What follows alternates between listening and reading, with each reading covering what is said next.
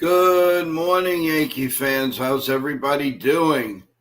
Joe with Mania here. Came on a couple of minutes earlier, go over a couple of things because our special guest, Howard Cross, is Super Bowl champion. Howard Cross will be with us in a few moments.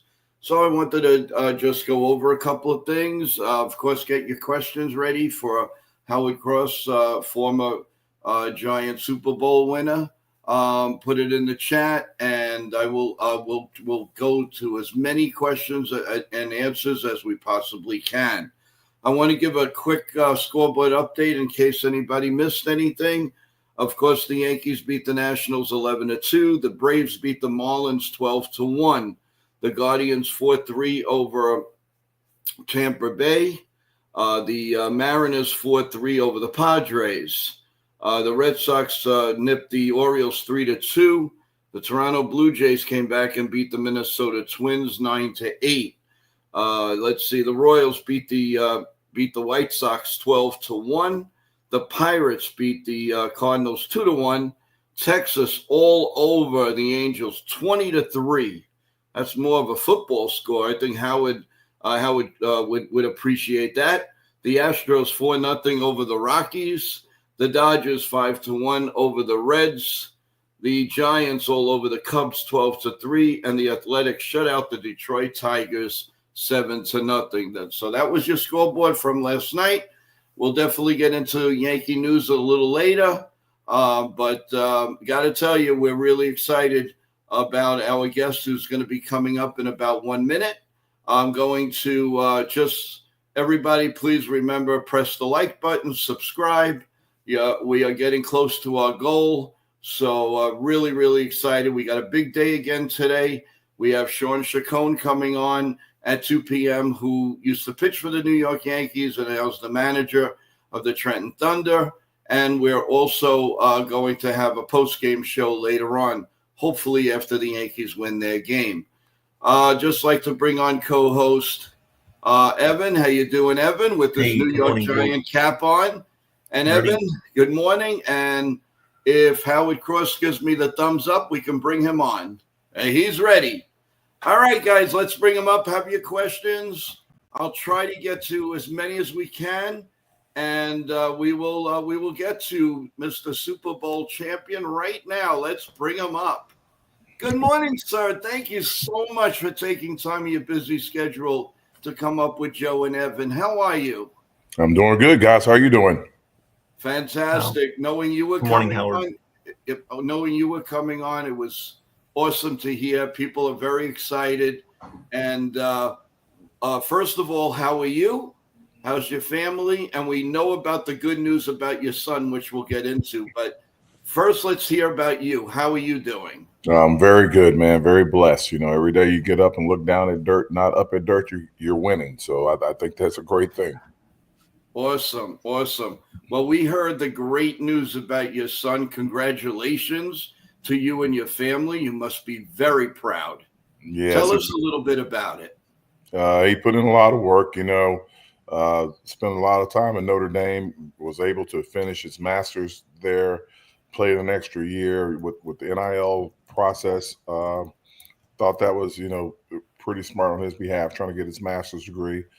Got banged up in that year, didn't get the best out of his season, but still was able to to be a free agent with Cincinnati. Luckily enough, his former defense coordinator was on top of it before the draft was over, trying to get him there, and got him there. And automatically, I said, okay, well, just do your job, buddy, because it looks like they're going to need you if he's coming after you that hard. Awesome. And when you got the news, how excited? Were you more excited or your son more excited? I think he's probably more excited. It's kind of like one of those things that or you have to temper a little bit, because I'm like, okay, being picked by a team, being put on the 53-man roster is great. It's an exciting moment, but the roster is constantly changing. It's so dynamic. Players are in, players are out. You got to get in and you got to find your spot quickly, trying to get on the field as much as possible to make sure you're a value to the team, because like especially in this NFL that we live in today, watching the Giants specifically, you see a lot of players in and out of the program Mhm. all the time. Yeah, no question. So before Evan, I just have one quick question before I hand it over to you for a couple of questions. So where's your alliance now? Is it with the Giants and Cincinnati? A little bit more with Cincinnati? I think I know the answer, but let's hear it. My alliance is with my son. I cheer for him wherever he is in the world. No color, no name, no plaque, no city. You know, I'm a Bama guy through and through. Was at Notre Dame, sitting in the freezing cold, watching him play. You know, the whole time. You know, while I had the Alabama game on in my hand on my phone, but I pull for him wherever he is. So you know, that's what you do with your kids. You know, my daughter is twin sisters down in Miami, living a great life, working at a hedge fund, and he's like playing in the NFL. I did all right, man. I'm very happy, very blessed. You should. Yeah, that's awesome. Congratulations, Howard. Evan, you want to start off the questions before we go to the chat? Sure. First of all, Howard, it's a pleasure to have you on. Of course, being a young Giants fan, obviously I didn't watch most of the Super Bowl teams from the past, but I definitely know a little bit about you, so that's great. And thank you once again for coming on. So I'd like to first ask you, so how was it playing with Lawrence Taylor, obviously, all those years that you played together? Even though you were on offense, he was on defense. You know, Lawrence is a guy that's is a legendary figure in the NFL, on and off the field. But the things I tell people all the time that you can't understand the heart of someone unless you're around them a lot. And being my first 2 or 3 years in the league, trying to figure things out, trying to, you know, you're away from your family, a lot's going on. He would host holiday dinners at his house for all the young guys to come over because he's like, you shouldn't be by yourself on the holidays. And to this day, that, you know, lets me, you know, people say whatever they want to say in this world. I'm like, the guy's a good guy, man. He took care of a lot of us when we were just starting out to make sure that we were like, you know, had family and had a place to go when there was nothing for us to do. That's great. Really great to hear that. I guess another question that I would like to ask is, you know, obviously the mentality of, I think the NFL has changed from the past to the present. When you guys were playing, like how was like the physicality and the rules? How much do you think it's impact the game from the past to the future? And how much did you think that you could take advantage of that when you were playing? Oh, if I was playing today, they would outlaw a lot of the stuff that I was doing. So that's just it's not the same. I think that the best way to explain it is this: when back in the day, they were looking for football players. They were very specific in what they were looking for. These were guys that played football. They understood football. They played by football rules. It was a rough, tough, brutal game, and that's what you looked for. Nowadays, they look for athletes. Athletes could play any sport. You could do any portion of anything. The two never intersected before. Not the football players weren't athletes, but they were specifically football players. Kind of like if you were trying to find a wrestler, you know, go to a college to find a wrestler, you would be looking for that guy. That was what was happening back when I was playing. Now they've moved into the athlete world where there's not a lot of vicious contact. Thank God.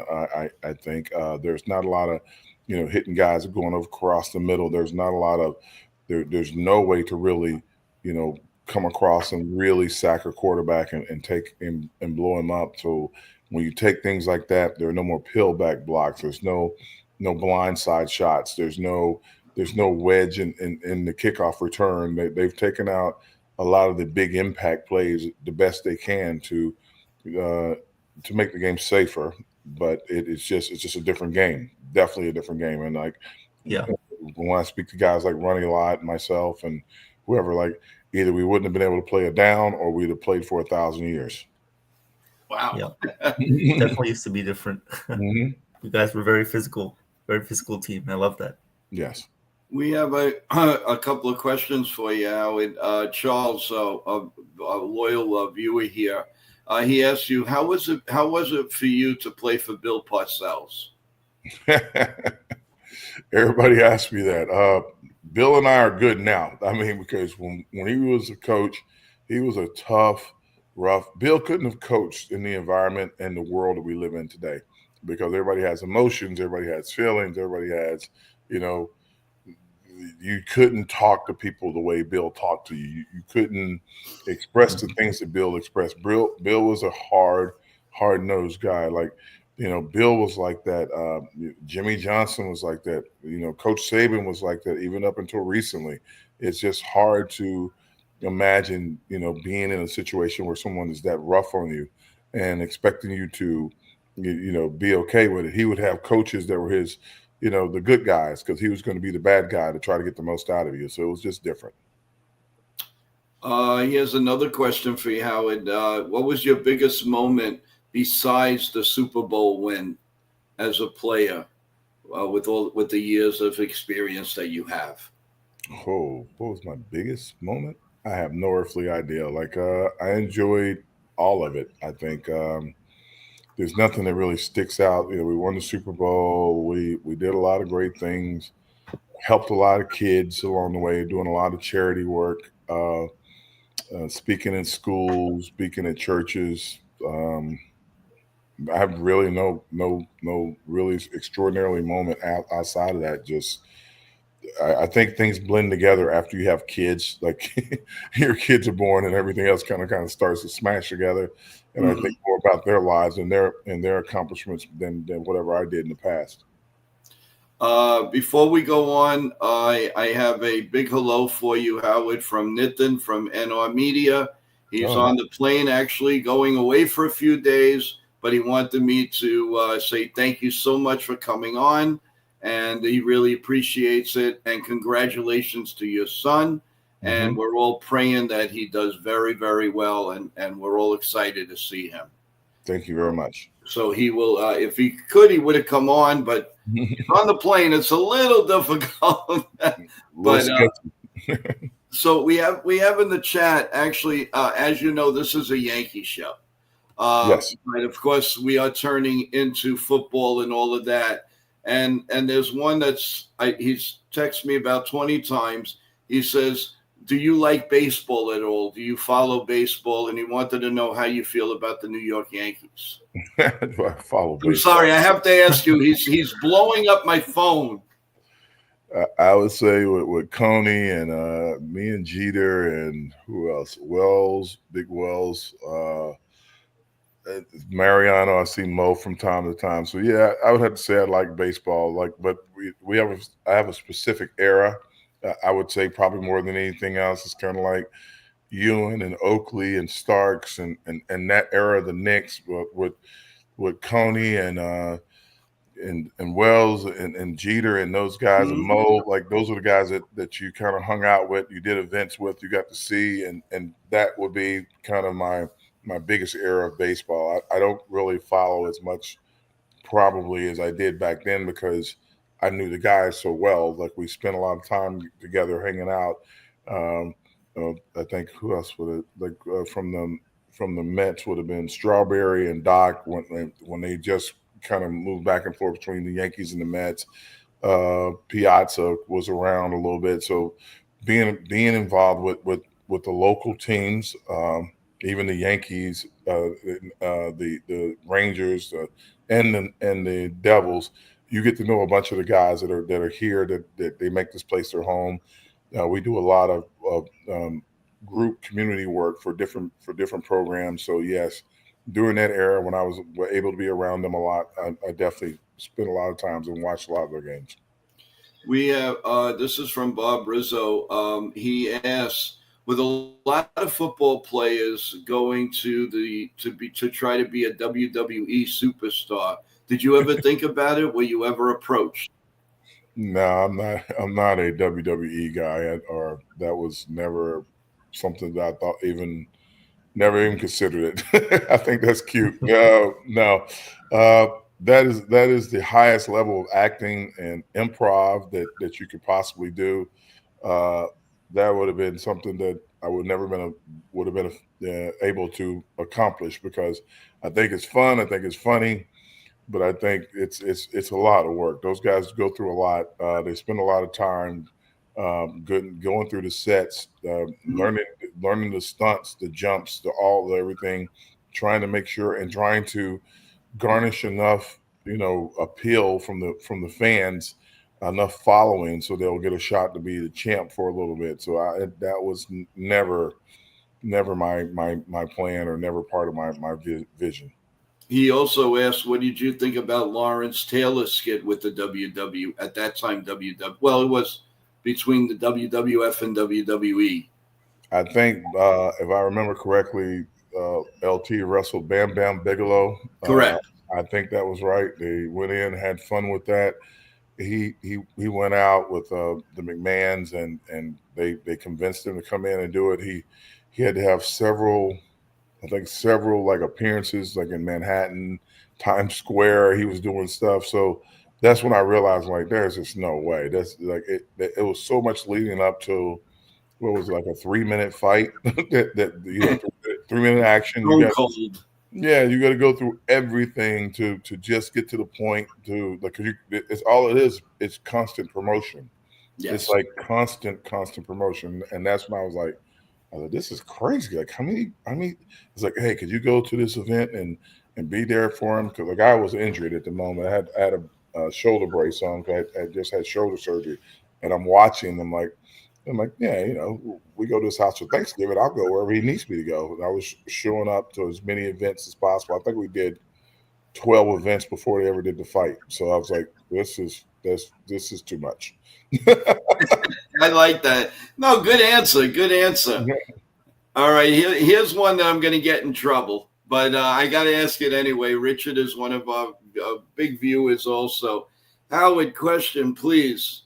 Joe's team, I hate to say it, is the Dallas Cowboys.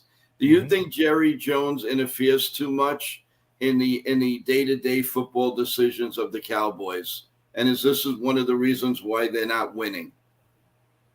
I think Jerry Jones is a very old, rich guy, and he comes from an era where I do what I want, and you have to do what I say because I own it. And if you're one of those, like some owners that do that are extraordinarily successful, some of them are not. Jerry Jones is extraordinarily successful. Jerry's made a ton of money. Jerry's extraordinarily rich. His closed-minded moment of this is because it's his team. He has made it into probably one of the richest franchises of any sport, like the Yankees, and he doesn't care what anyone else thinks. So we can have thoughts and views and whatever we want, but it's his thing. Like, he had one of the greatest coaches of his era. He got Jimmy Johnson and made the greatest trade when Jimmy won 2 Super Bowls back to back, and things were going good. Jerry wanted it to be his team, so he sent Jimmy packing. Right. And didn't put Jimmy into the Ring of Honor until like the last couple of years or something. So it's just it's the way he wants to do it. He wants it to be his, and not in any other way than it's mine. Like, you can all leave, it's mine. So it's nothing anyone can do but kind of watch, and it's nothing. And I hope people realize it's not something new. Emmett went through this. Aikman went through this. Michael Irvin went through this. Anybody you can think of, all the way down to where we are today with Michael Parsons, they all went through it. Some guys handle it better than Michael is. Like Dak didn't say anything. Dak went to practice. Dak hung on and did whatever. But everybody, like Emmett, missed 2 or 3 games one year trying to like make his point. But Jerry's going to do it the way Jerry wants it done. You have 2 questions from Teresa here in the chat. She asks, how do you prepare to play just once a week football? She goes, I'm always amazed how you stay focused. Maybe once in a while you'll play on a Thursday and then a Sunday. So how do you prepare for that? And she also asked, how did it feel the time that you actually knew you were a Super Bowl champion? Yeah. The once a week thing is real easy. Football's not like other sports. It's more involved, right? So everything means something from sideline to sideline to every player that's out on the field. Everything means something. So there's a lot of coordination that has to go through to be able to play in a week, and it's really impressive to me that when you actually look at it, how they get prepared to play in a week. So there are coaches, there are scouts, there are um, statisticians and guys that are doing stuff that are 2 weeks ahead of your schedule always. You're getting prepared for, like, the Giants are going to play Washington this coming week. So the team of guys inside the complex have already put Washington to get Washington together. They've already configured who are the players or the 53-man roster and where they will be in their scouting report, and they're on to the next team already. They're already started on Kansas City, and Washington is a week away.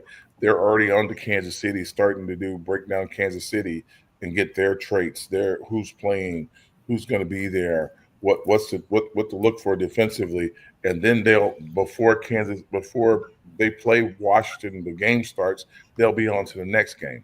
So it's impressive to me how well organized football is. So they can be 2 or 3 weeks ahead in scheduling and timing, and the players are just like coming in and, like, you know, ingesting the information, trying to get it all together. Like, you have to, like, come in and I played against this guy this week. This is what we had to do. This is how we had to do it. Drop. Everything changes. Change over to this. You have to change everything about what you're doing. You have to know a whole new set of rules. You have to know a whole new set of tendencies per player. It's a big to do, and I don't think people really understand Yeah. how involved it is when you do it. Like basketball, you go out and you shoot. You may have to cover this guy one week. This guy might be great. This guy might be better, but you're running. You're kind of all you got help. Football, you have to know a whole set of rules, a whole set of calls, week to week to week to week, and it's crazy. Yeah, no, You. that's Oh, great. go ahead. Go Oh ahead, yeah, Evan. I'm just sorry. Go a ahead. couple of questions here.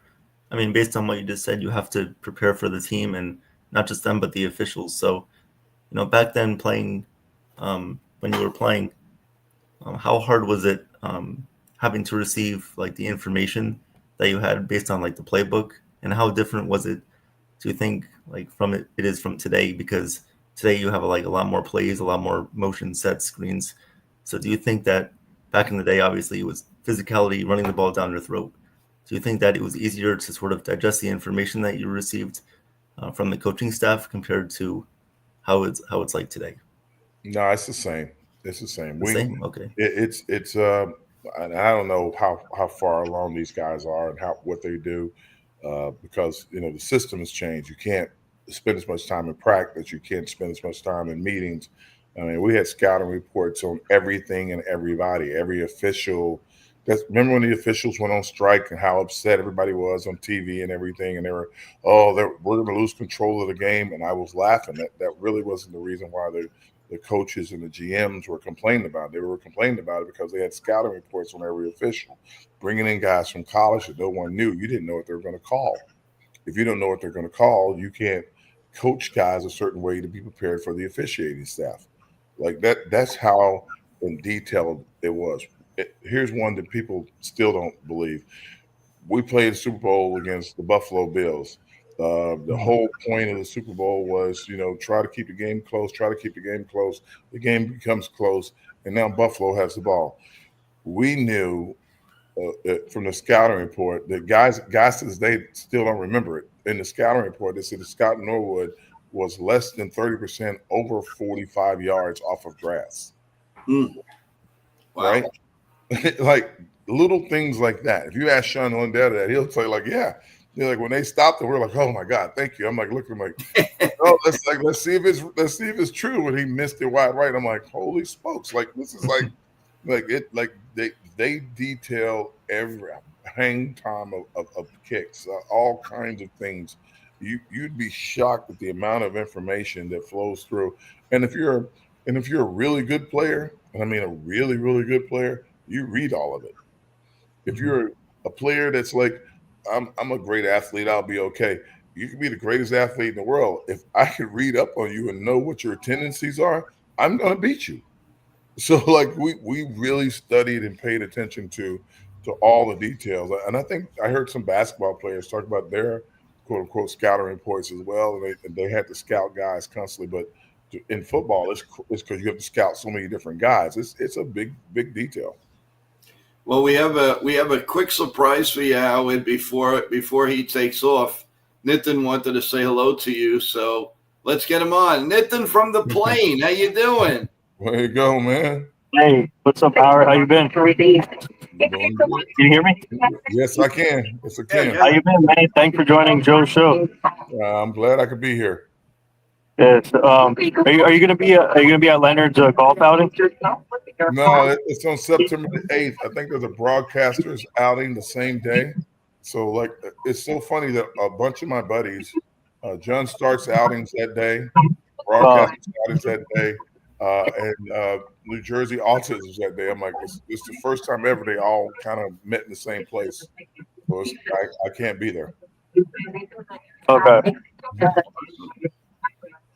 You know, being on the plane here is pretty awesome. I mean, so what are you you're going to be taking off soon, or what's going on? Nothing. How you guys been, Evan? What's up, man? What's up, Nathan?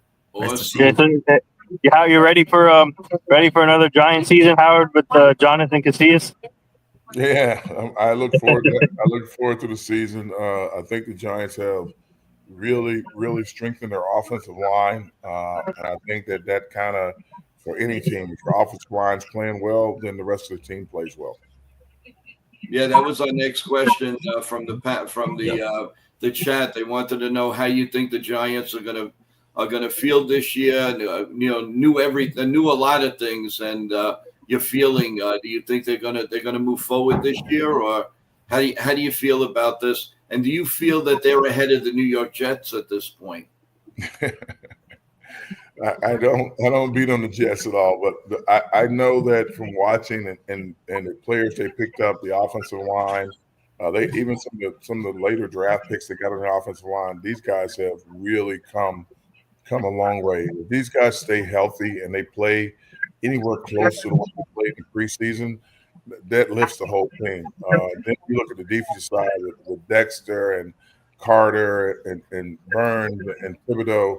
They could be the four horsemen of the apocalypse if it comes down to a spot where, teams are trying to pass the ball. These guys are going to be getting after the quarterback in a very ferocious way. So, yeah, they're – I mean, the schedule kind of from last year was like you're playing some of the top teams from last year, but we know that every year teams change, their makeups change, and their abilities change, whether you want to admit it or not. So it's kind of hard, quote unquote, to gauge like 1 year to the next. The Giants can wind up winning 10 or 12 games, and everybody be like, wow, they really did something great. But the teams they played that were supposed to be great teams may not have the best year. It all depends on health, and how well you can. If you can stay healthy, you have a chance. Joan asks, who's the opponent player that you respected the most? Respected the most? I mean, I liked a lot of guys I played against. Reggie White, Darryl Green, Eric Green. Kevin Green. Great. I mean, just a lot of guys that were just like, just good people, good men. Godly men, and just ask me how Mama's doing when they saw me. My college roommate, Derek Thomas, we spent so much time together in college, and we both go to the league and we play a long time. You just get to know these guys, and you're battling against them, you're fighting them. It was a fight and a battle back in the day. We didn't exchange jerseys or nothing like that, but you did respect them a lot, and you did appreciate all that they did for their own communities. And whenever they call you and said, "Hey, could you come help?" you would run to their side as quickly as possible. Evan, you have a question? Sure. So obviously, you're a Super Bowl champion yourself. You played with many Super Bowl champions. specifically Jeff Hostetler, Lawrence Taylor, and Leonard Marshall. So how important is it to have, especially for the Giants, their quarterback situation, how important is it to have Russell Wilson, a Super Bowl champion, to be their leader on offense? Russell Wilson is not the leader on offense. Russell Wilson is the leader in the locker room. Russell is I call him the Pied Piper of the Giants right away. This is a guy that has this incredible view of the world. He's extraordinarily positive and happy and everything is like, wow, this is what we should be doing. Come on, guys, this is great. And guys are like following him behind him in a way that it's really amazing. Like I've never seen guys gravitate to a person like this. They say he throws the moon ball that orbits, this in our orbit, but I think everybody's kind of in his orbit. They follow him around and listen to him, and you see him running out in the field to shake guys' hands and encourage guys, and it's the positive thing. It really works, and I hope that, like I said, I hope everybody stays healthy and it carries over all through the season, because if it does, it could be very special for this group of guys. Mm-hmm. Yeah, without a doubt. You have another question here from Richard. Howard, football in your time was more physical, like being in a car crash every Sunday. How many players received medication and played hurt, and how does it affect your any retirement? I think that we played hard.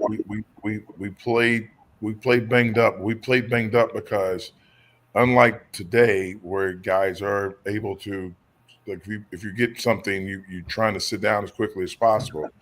Back then, you didn't want to get Wally pipped and have someone come in and take a few reps, and all of a sudden they're playing and you're out. And the way they cut people and the way the rules were, they could get rid of you at any time.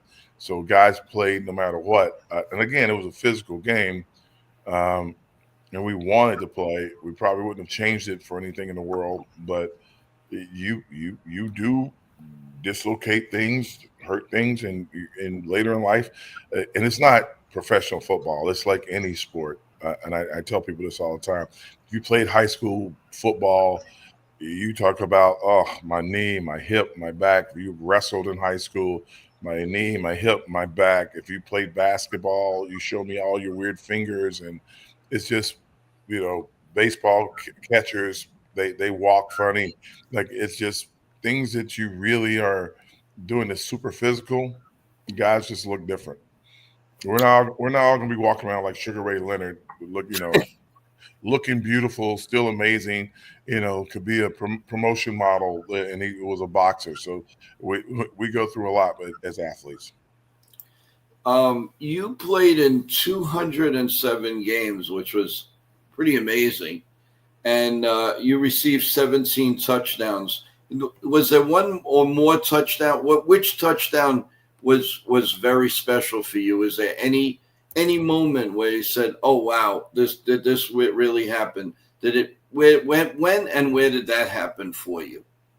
Well, I have no idea. If it would be a touchdown, I think I scored my first touchdown, I think, against the Seattle Seahawks in the old Giant Stadium my rookie year. I don't really, outside of that, not a lot of touchdowns really stand out to me, because it's just like you're out there trying to get your job done.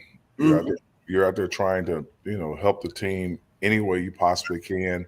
We were more 3 yards in the cloud of dust back when I played. So being able to catch them, they throw you a few balls to keep you quiet. So it's just different. So, like, outside of my rookie year, just everything kind of, let's say again, kind of mushes together. You have, we went to 2 Super Bowls, and then, like, what else happened?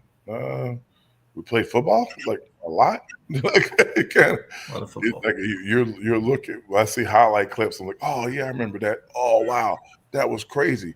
But just sitting around and trying to think about it, it's like I can remember every play watching my son this year. I can remember. Yes. We speak about it.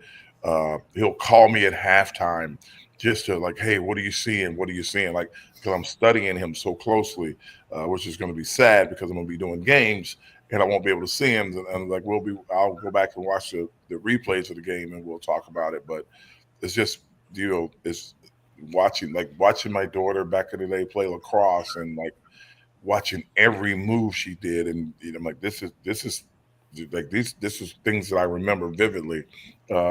Watching her hit a golf ball today, and guys are like, whoa! I'm like, yeah, she's pretty good.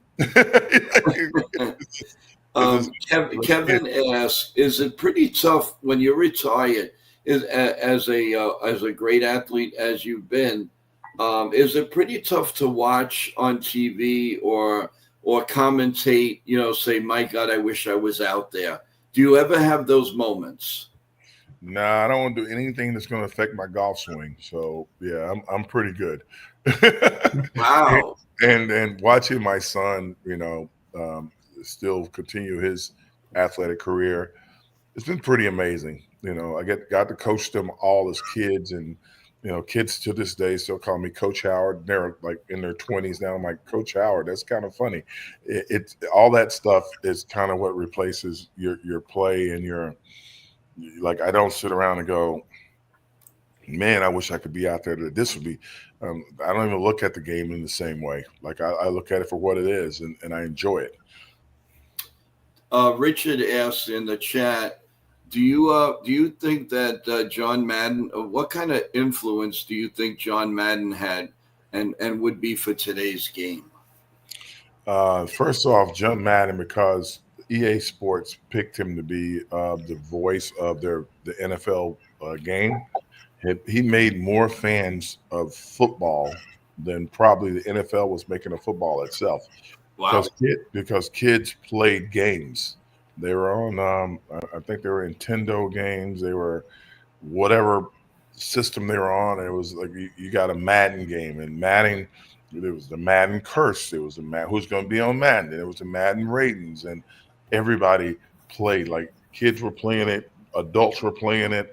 You got to the point where you can get it on your phone.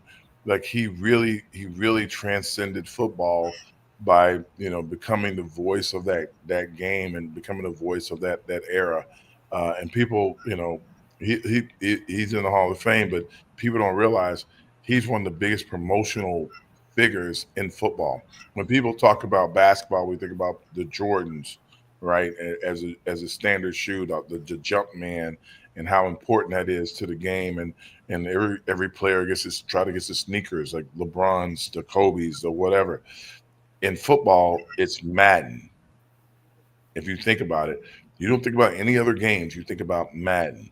Mm-hmm. And that's what really, it almost kind of causes the fantasy football. It causes the the betting. It causes everything else, because Madden evolved into, it wasn't just you had a team. You could start creating your own player. You started to pull players from other teams and put them on your team. Like you could play with Bo Jackson on the Cowboys, or you put LT on a different on the Commanders, or back then the Skins. You could move players around, and it kind of created a fantasy football kind of moment, and it just grew football to the way little girls played it, the old people played it. Madden is the name, like I said, like Michael Jordan's jump man for basketball, or Jerry West logo. Madden was kind of the logo of the NFL. Madden is the NFL for the most part. Evan, you have a question? Sure. Back in the day, how was it like with the communication, especially between the coaching staff and the players? And when you had specific adjustments you had to make after halftime, how was that process like? It's different from the day. Today, the defensive guy has a green dot. The offensive guy, who's quarterback, probably has a green dot, or they just give him a microphone. So when they're calling in plays, they're able to call in the plays to the guys, and the guys are able to, quote unquote, run them. When I first started playing back in Pee Wee ball in high school, we had three guys that were runners. They were the smartest guys on the team, because they would run in with the play and they could remember the entire play to call it. So you'd run into the huddle. You'd have to get on the field. Yeah, okay. X right, X like wide right, X motion, 37 out. We're like, okay. And everybody's like, got it. And you'd run the play. It evolved from that to coaches signaling from the sideline. One guy would run in to give the number of the play, and the coach would signal the formations and where you were going. And it evolved into even more signals when you got to the pros. Coach, like they would give them 2 or 3 plays when you came in, and it became check with me. It went all the way up to guys calling multiple plays in the huddle, and the coaches were like signaling. And then when they put the microphones in, it dumbed the game down a little bit. As you can see in college now, they'll say said Hut, and the entire team looks to the sideline to get the signal of what they should be doing. And the defense is looking one way, and the offense is looking the other way. They look to their sidelines to get it. So it's interesting to see the the involvement of coaches, how much they can coach the players to play, how much they think they need to be involved, so the players can't do. A team that runs a lot of plays, you can't look to the sideline constantly. A team that said Hut, then he like now they see what the coverage is, they see what the formation is, they signal in to tell the guys, and then the defense is trying to signal in the same time. I think that's very interesting to watch. Anna asked here in the chat. She goes, "What is your favorite part of retirement? And do you love the fact that you don't have to worry about Sundays in the wintertime?" Well, I work kind of 2 jobs, so I'm not really retired. I'm a commercial real estate broker in Manhattan, and oh wow, great. Yeah, and I also do TV and radio for the team. So Right. I'm the most prepared person probably for outdoors that anybody's ever met. Like the only thing I can't deal with is hot weather, because you can't take off enough clothes when it's hot. But in the wintertime, I got heated vests, I got electric hand warmers. I got all kinds of crazy things to keep me warm and ready to go during the season. Lisa asks, what is your favorite, what do you guys as a family like to do for some just downtime, fun time? What does a great athlete like yourself do with the family? What is your favorite thing to do? The kids Well, they're getting right into your life, man. I can't help it. They're asking these questions.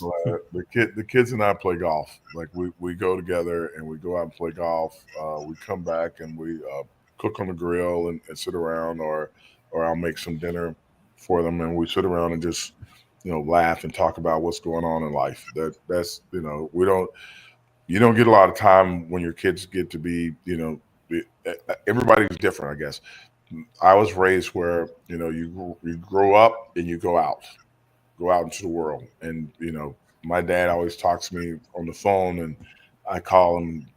He reminds me of things in life. We laugh a lot because I'm not home. I'm not back in Alabama. My kids are like that with me because my daughter's in Miami, my son's in Cincinnati, my son was in South Bend, Indiana, my daughter was in Tuscaloosa for a long time. So when we see each other, it's a big blessing and an exciting time just to hang out, and we laugh because it's like we don't get to see each other that much. And like I try to get to see them. I got the football season to deal with and work. So when the off season hits, then I'm taking a trip to Miami, or I was taking trips to South Bend. I guess I'll be taking trips to Cincinnati now. So we try to get around to see each other and try to get the 3 of us together as much as possible. Joan asked, in the days that you were, at least up till you were playing, they didn't make as much money as today as they do now. Does that ever bother players that are retired at all, or are you happy for them? What are your feelings on the different times money wise? Everything's different. Like years ago, if you could think of making $100,000, you'd be, oh my God, how rich you would be if you could make $100,000. And then it was a few years later, if I could make $1 million, oh my God, that'd be so rich. Now it's 10 million or 100 million or 200 million or 300 million, and the number just keeps the mark keeps moving, and there's no way to quantify how much is enough, right? So yeah, I don't judge anybody for what they make or what they don't make or how much they make. or anything like that. I'm happy that they're able to do it. Like my son, if he sticks with the team and plays a whole year, will make more money in his first year than I did in my first 5 years in football. Wow. And he's a free agent. My daughter, who works, like I said, works for a hedge fund. She's not even in the trading side of the business. She's in another part of the business. Made more money in her first year working in the public sector than I did as my rookie year in football. So like, yeah, it's the world's changing. Like we don't go back. And I can remember growing up when gas was like 75 cents and everybody was like losing their mind. Like, oh my God, gas is 75 cents. Like it's like it just Really? yeah, things keep changing, keep moving. It gets more expensive. People keep making money. Things are, the TV contract probably when I played wasn't $1 billion. Now it's close to 9 or maybe $12 billion. So yeah, guys are gonna make more money. Here's a question from Izzy. Mr. Cross, how did your faith influence you on the field as a professional athlete and in your professional growing life throughout school and college? I believe that we don't do anything on our own. I believe that it takes, as they say, it takes a village to raise someone. But in that village, we all believe in one thing, and we all pray for one thing, and we're all trying to make it. If you live in a world where you're absent of believing that something's bigger in this world than you, then it's a sad existence. And I think that made life easier. I never thought that I didn't have a shot because I thought I had, I was, or blessed to have a moment.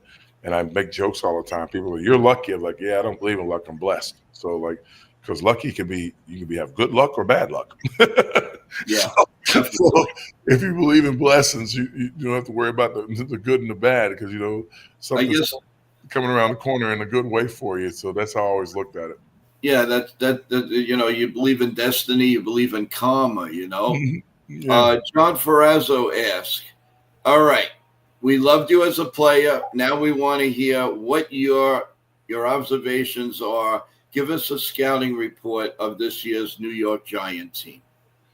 I think we kind of did that already, but I'll repeat it. I know he just got on. So I think if you think about it, the offensive line is going to play really well. They've gotten some players that are going to come back. I don't know if Andrew Thomas comes back or not, but they got 3 or 4 guys that can play left tackle really well, and that's why he's probably rushing and try to get back so he doesn't get Wally pipped.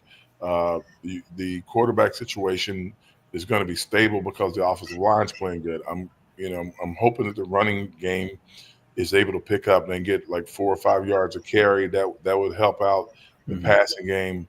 Malik Davis will have another fantastic year, and then there's like Slayton's going to have a really good year. So that's going to be good. You got like 3 or 4 tight ends you got one kid that's a blocker, a man hurts, and everybody else is like, I think, and Bellinger is a blocker / receiver, and everybody else is just an extension of the receiving core. So offensively, they're in a good spot. Defensively, the D line looks amazing right now, and they're only going to get better as the year goes on. They even have some depth at D line, which is something they haven't had in the last 2 or 3 years. Because once Dex would go out, like the running game would just be ramped. They just run all over our guys.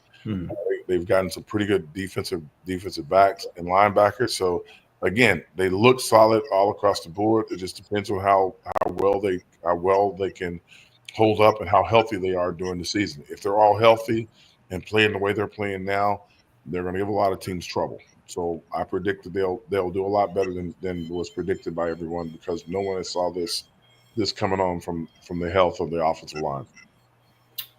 Izzy asks, my grandfather always told me luck is for people without talent, but you, Mr. Cross, you have talent, sir. God bless you. Thank you very much, Izzy. That's pretty that is very nice. Thank you. You have one other one here from Martin. Martin asks, I'm not 100% sure because I have to watch a lot of the games on delay tape because of my job.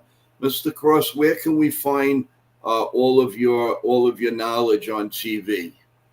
Oh, I'm like I only do TV games during the preseason. I'm on the radio with the fan and the Giants radio broadcast during the season. That's my thank God that's what I do during the season, because when you do broadcast games during the season, there's a lot of makeup involved, and I'm like, I don't like putting on makeup and standing on the sidelines. But yeah, okay. So you're on the regular WFAN fan. Yes, so they we can are. listen to you through like Sirius Radio and all of that. So Absolutely. that's For how the Giants broadcast, Bob Papa, Carl Banks, and I will be doing the broadcast. awesome. And that's some duel, man. You guys rock. No, I mean, the three, you're working with Bob Popper and Carl Banks and you, man, that's legendary. That's an absolute great booth, Yeah, man. that's really cool. Good luck with that. That's awesome. Thank you very much. Thank you very, very much. No, really. And I can't thank you enough for coming on. And we would like, as we get closer to the Super Bowl, and hopefully the Giants and the Cowboys fight it out. And I was hoping that you'd come on and give us a nice scouting report with those games, or those important games. I'll be around, definitely.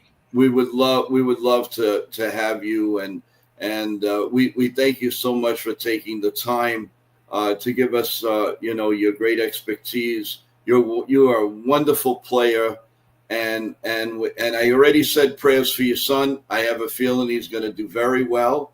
And we're really looking forward to seeing him. And I'd be more than happy to report some good stuff about him right here on NY Mania. We are Yankee Mania, but as we turn the clock into football, we're just going to be NY Mania. So it's like New York all the way. There you go. And we just appreciate everything that you've done for us coming on this morning, and with your busy schedule. And we'd love to have you again, and everybody thanks you, and God bless you and your family. And let's go, Junior. We want him to play very well. I appreciate that very much, guys. You guys have a great one, okay? You have a great weekend, and have a great Labor Day week. All right. Happy holidays, Russ. The same to you. Thank you so much for joining. Well, you heard it, folks. We had a really nice interview with Howard Cross, Super Bowl champion. Evan, thanks for all your questions and all of that. Did a great job. Thank you, Nitin, for coming on, but his plane took off. So obviously he couldn't talk too much, but I'm sure I'm hoping that he'll come back. If, anybody missed the interview just coming on with the same question, you can always go back right after this broadcast and watch, because he came on right in the beginning of 8:30. So, you wouldn't miss much. So you'll be able to hear the whole interview. And I actually we came on a few minutes earlier to get over, a few things here and there. So like this, we can dedicate everything and not have Howard Cross, listen to, well, we're going to do this and we're going to do that. So I figured I'd get that out of the way. But now I can ask you, please subscribe to the channel. We really appreciate it. We did get a few subscriptions during the night, and I appreciate that. But we need more. We need more. We need more. It's still rocking the needle at 40%. 40% of you are watching this without coming on and subscribing, and you've been watching just about the whole show. Come on, guys. Come on over for a minute. That's all we ask, a minute. And you'll get everything. You'll get you get all the Yankee news. You get any breaking news. You'll know about our videos. Matter of fact, Evan is going to break to us that we have another game coming up that Evan is going to be calling, and that the link is already out for that. So without further ado, let's have Evan tell us about the great game that we're going to be calling. That's going to have Yankee implications. Go ahead. Of course, Joe. On Saturday, guys, we will be calling the Brewers Blue Jays game at 3:07 p.m. Come on by, hang out with us for that game. It should be a really great game. Brewers, best team in baseball. Blue Jays, first team in the AL East.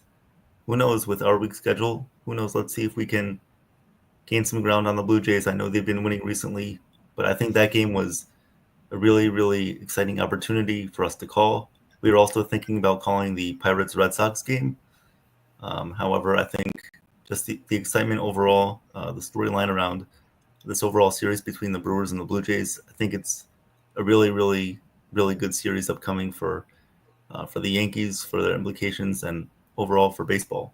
So we should get a lot of new subscribers, new faces here on the channel. You guys have been asking. We've been getting a lot of people that want us to call Blue Jay games. So Yeah, that's exactly. that's what we're going to do. We did the hashtag Toronto Blue Jays and all kinds of. We're going out to Canada. We're doing a lot of things. And you know what's nice, guys? This will lead almost into the Yankee game. So you'll listen and watch us. Then you'll have a little bit of dinner or barbecue for the Labor Day weekend, and then you go right into Ken the Ugly Truth show, and he'll do the play-by-play of the Yankees and the White Sox. So speaking of the Yankees and the White Sox, gang, just a quick on yesterday. Max Fried pitched very, very well, Evan. The concern right now around the Yankee clan, and I think it's starting to hit the manager, is what are we going to do with Anthony Volpe? Do they still keep playing him? At this point, I was reading 2 articles this morning. It's not, you can't blame this now on Volpe. I mean, it's on the Yankees that keep throwing him out there. Is it fair to put this guy? I mean, do you see the numbers, what he's hit in the past, like 54 at-bats? I mean, really? It's under 100. Under 100 batting average in his last, 15 games. And it's been, I think on the broadcast about a week ago, he was like 5 for 55. I can only imagine how much worse it's been now. So it's Anthony Volpe really has to try to get it together and just simplify things, right? I mean, that's what he did beginning of last year. He simplified his approach.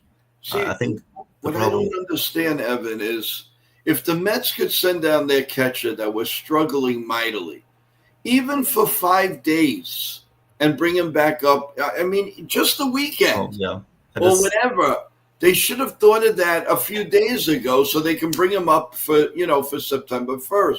They can call him up anytime they want. He's been with the team all year. So I don't understand what this hoopla is to let him suffer. To me, they're damaging him. And it's not to say, bring him down to the mind. I think it's for his own selfie. Let him get back his roots. Yeah. They're letting him get back to his roots with pitchers that throw 100 miles an hour. And he's so overmatched right now. He's confused. I think he would benefit in the minors, definitely. Or give him extended time on the bench, let him figure things out, clear his head, and let Caballero play. Because with him in the lineup, nothing is really changing that much. It's actually better for It's actually better because they're not counting on him to hit a 400-foot home run. Mm-hmm. But Anthony Volpe, with that swing right now, it's just ridiculous. He's swinging for the fences, and no pun intended to George. But really, I mean, it is about time. They should send him down. Give him a breather. Let him have about maybe 50 swings, 50 at bats, and come back to the battle. I mean, we are well taken care of. You have Jose, you have Rosario, you have people there that will pinch in for a run right now.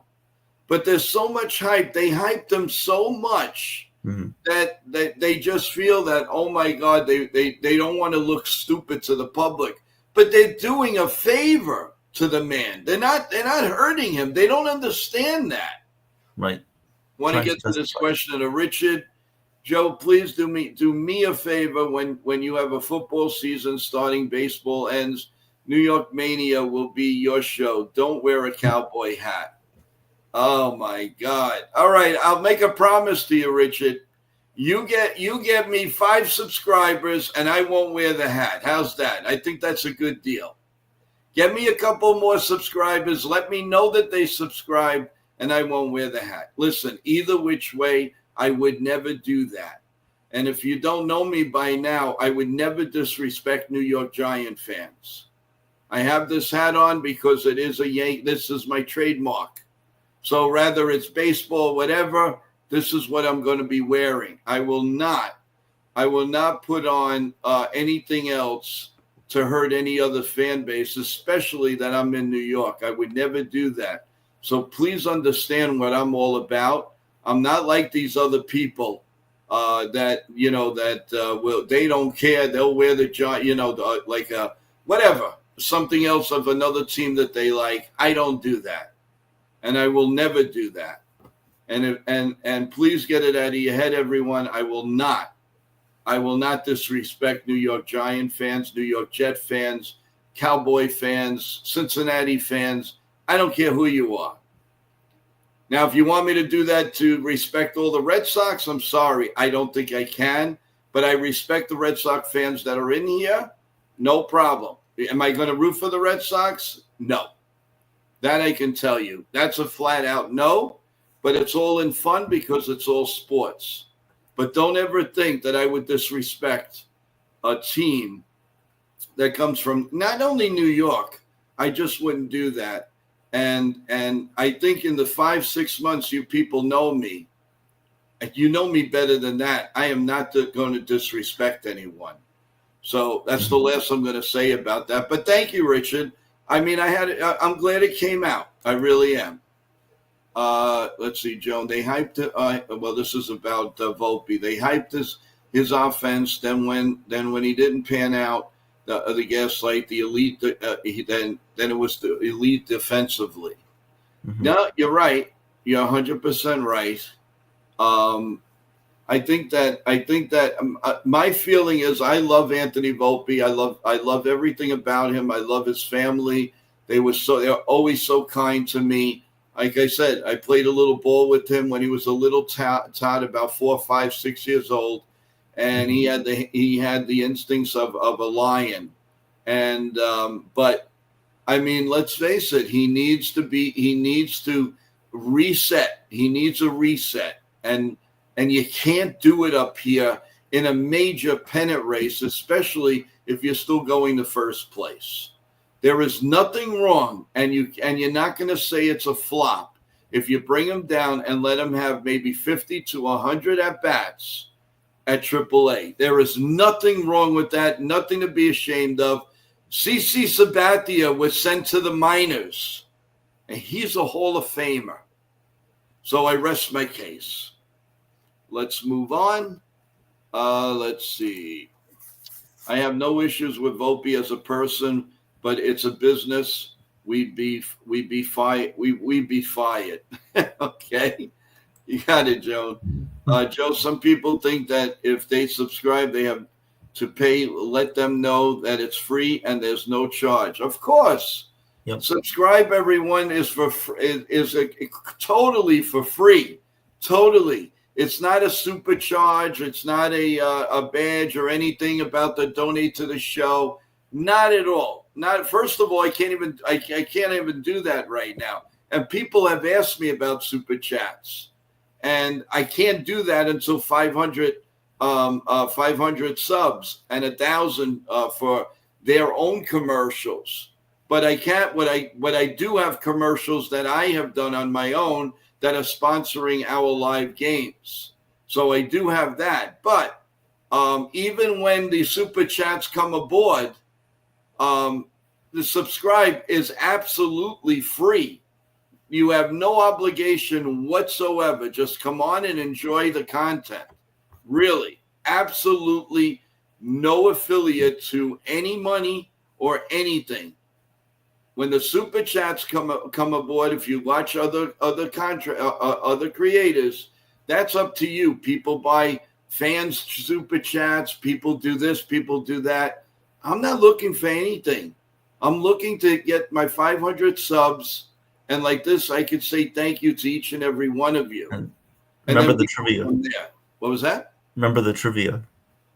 Of course. You guys can win money. That's what I'm doing. I'm actually giving away the money. They're not giving me the money. So So by all means, everyone, understand, when you subscribe, it's for free. Free, free, free, free, free. Hit the like button too. What was that? Hit the like button too. And hit the like button. Yeah, you can't have 500 likes, 500 views, and have 10 likes. That's not saying much for the content. I understand a lot of people don't like to push a button. Why? I don't know. There's wonderful, wonderful shows out there. And they have 1,000 views, 500 views, 800 views, and they got 5 likes. Because people don't want it, if they press one, they don't want to do the other one. It's no money off your back. You're just helping the content. That's all you're doing. The more you like, the more we can do. The more you subscribe, the more guests we're going to get. It's that simple. Because when you go to a Howard Cross or you go to a Derek Jeter, they may not personally ask you, but they'll want to know that people are listening or watching the show. And that's why we go subscribe, because when you go to a Derek Jeter, when you go to a Tino Martinez, if they ask you, well, what's your view? I'd like to send it out. You don't want an embarrassment. 5 people watching? No, of course not. So that's why we go. And the more you do, the more content we'll give you.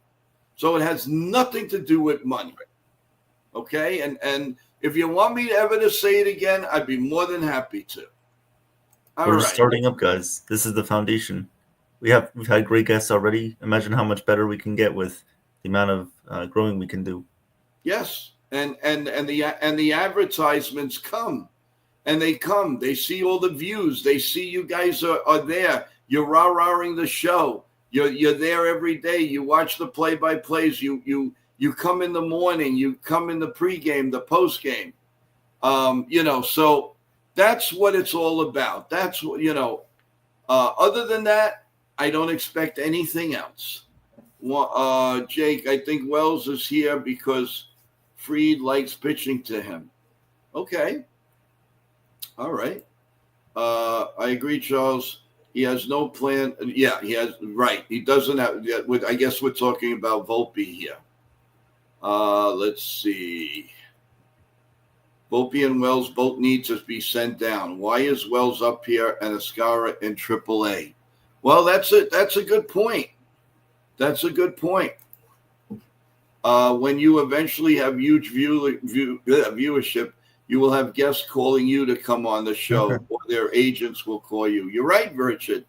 You're right. Great. When I was on WMCA, that's what happened. And not to say that we've had small cheeses. We've had Jabba Chamberlain, we've had Howard Cross. We're gonna have Kyle Farnsworth. We've had actors, actresses on the show, and way more to come. Way more to come. So thank you, guys. So that's why I need you guys to do a favor and subscribe. You guys do that. That's your homework. And then our homework is to bring you the best we can give you. Hey, just look at what happened in the trade deadline. It's going to dedicate 10 hours. 10 hours. And I'm not putting us on a pedestal. I'm not. You know what? We did a great job. We were there. We went hungry. We only had drinks. We had water with us. We had Lavazza coffee with us. But everybody did their part. And we weren't doing that for anything but you guys. And wait till the winter meetings. And wait till free agency. See what happens. And Charles, thank you for the compliment. He says, this show is so good. I love it. Thank you, Charles. Thank you, Charles. I really appreciate that a lot. You're a great subscriber. And I think we have a lot of loyal viewers and listeners. And I'm sure you have friends and family and foes and everything that love the Yankees. And just remember, everyone, we're going to be calling basketball games, and not just New York Knicks. No, we're not doing that. It's going to be the game of the week. It's going to be maybe 2 games of the week once in a while. We're going to call football games. This is a worldwide show, guys. We're all ready for that. But to get to football, we need the subscribers. We need to go back up, because on my own, if I wanted to go, and which I am now, as you'll hear, that there are 2 sponsors that are sponsoring. One is and I'm telling you the truth. One is sponsoring the game, and one is sponsoring when I do a sports update. And you'll hear that. And I'm working on a couple of other things. I'm doing that all on my own, guys. These guys, these creators, for me, for us, for this show, are working to make sure that the sponsors and you guys are happy. And that's what we're here for. Let's see. JT, Joe, I'm glad I subscribed. I really have enjoyed your channel. Let's go Yankees. Thank you, JT. That is really good. Jacob Petrus, are you a Giants fan? I don't hate them, but because of my family and my uncle, rest in peace, he had made me a Cowboy fan. So if the Cowboys don't win, I root for the Giants. That's what I do. What? It's usually between the Giants and the Eagles. That's where the hatred comes in. Oh, I will never root for the Eagles. That you can rest assured. Yeah. Sometimes I have problems, but I try to be here always. I'm a night my daughter calls. So don't worry, Charles.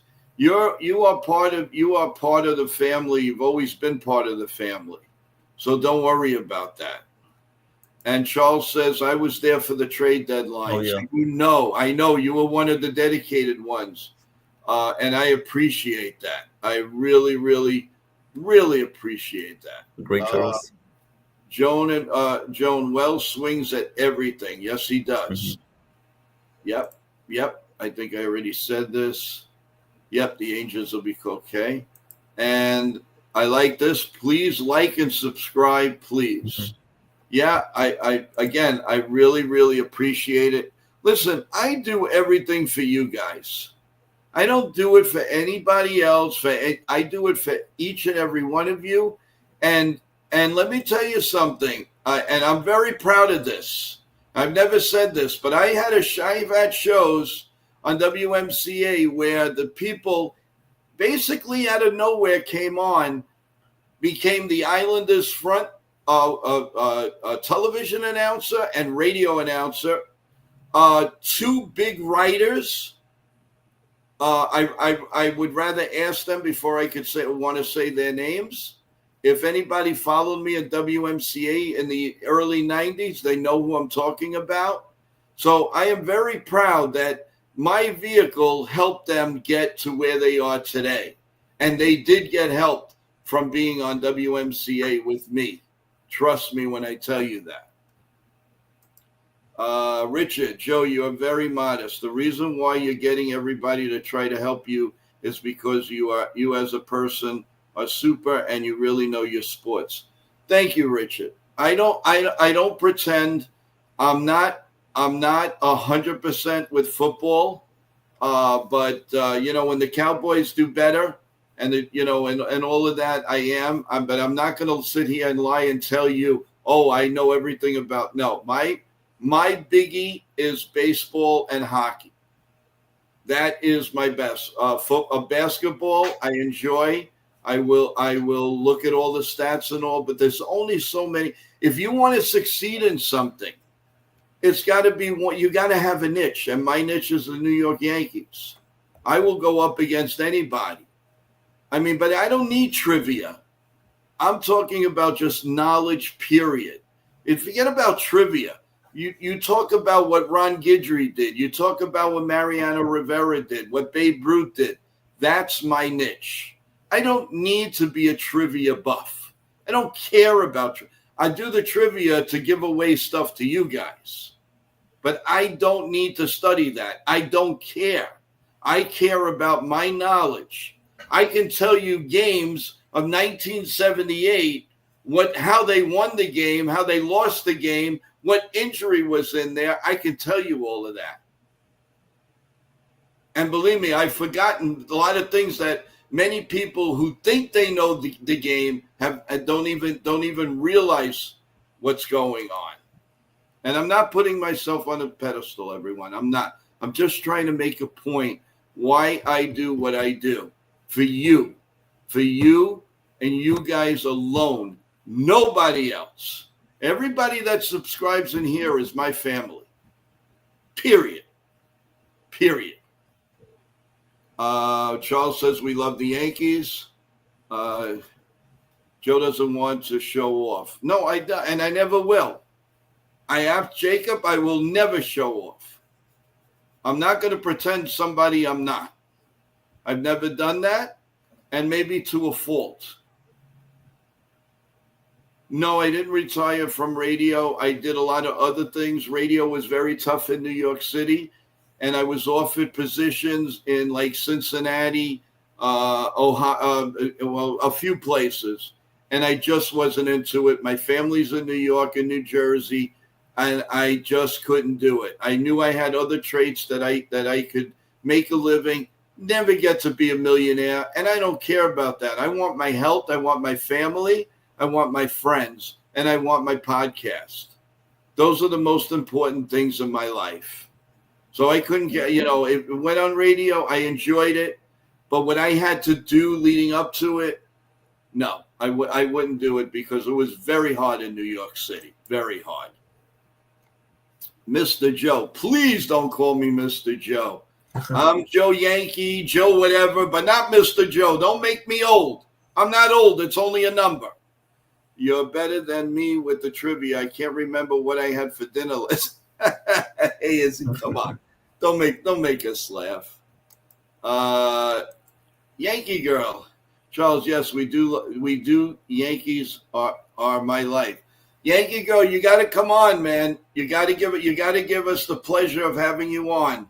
You've been a dedicated, loyal viewer, and it's about time that you and Celia and Katie and Joan, come on. You got to come on with us. I would love nothing better than to have a show with you guys. It would really make me so happy and so proud that you guys love being here. And on the men's side, of course, Richard and Charles and Michael and all of you have been fantastic. Joe, your knowledge of the Yankees is unbelievable. I think I know a lot, but I think you have me beat. And I have been a fan for 61 years. I'm sure you know a lot, man. And listen, it's not a competition. It's to have fun.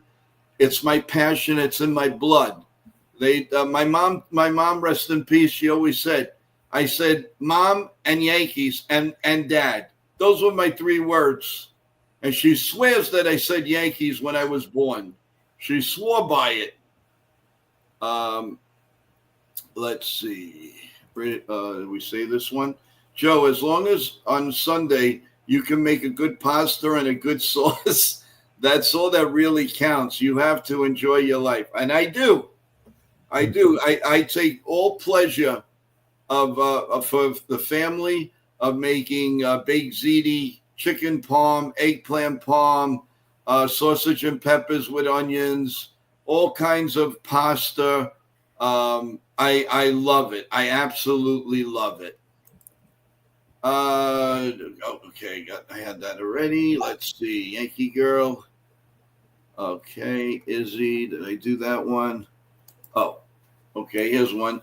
Oh, that's the Mr. Joe one. That's got to go. All right, let's see. Joe and Evan, is there a cash app to send tips and donations just to buy you guys coffee or lunch for all the hard? Oh, thank you, Izzy. Don't worry about that, Izzy. No, let us. You know what, Izzy? You keep that. When we get to 500, and I want to earn it. I want to earn it. Because I'm going to be honest with each and every one of you right now. Friends and family right away wanted to donate to the show. And you know what I said? No. And I said, well, why? Because I want to earn it. I want your trust. I want everybody's trust for that 500. The 500 will give you the super chats, but I'm not looking for that. I am looking because that's closer to making the show where I want it to be. And 1,000 subscribers now. YouTube is already taking notice of our show. I stopped saying my show; it's our show, and they are starting to take notice, and they are helping us out. But you save that for the super chat or something like that, and that would be great. But thank you for the offer. But no, not until I can earn. When I earn it, when this show earns it, knock your socks off, because I know family and friends are just waiting, and they can't. Everybody, each and every one of them subscribed. I do not want. You can't do it twice, and I don't want it twice. I want to earn it on my merit, on my team's merit. That's what I want. And I'm sorry if I sound stupid. Maybe it sounds stupid. No, Joe, you're 100% right. Nothing in life is given. You gotta earn it. No, I want to earn it. I don't care. We're getting close. We're getting close to the 500. I said that already. Sorry, because I've just been strolling up and down. And Izzy, thanks so much for the Cash App thing. That's very nice of you. Very, very nice. What else? I think we're up to date here. I think we're good. Yeah, I think we did it. So we can talk now a little bit more about our New York Yankees.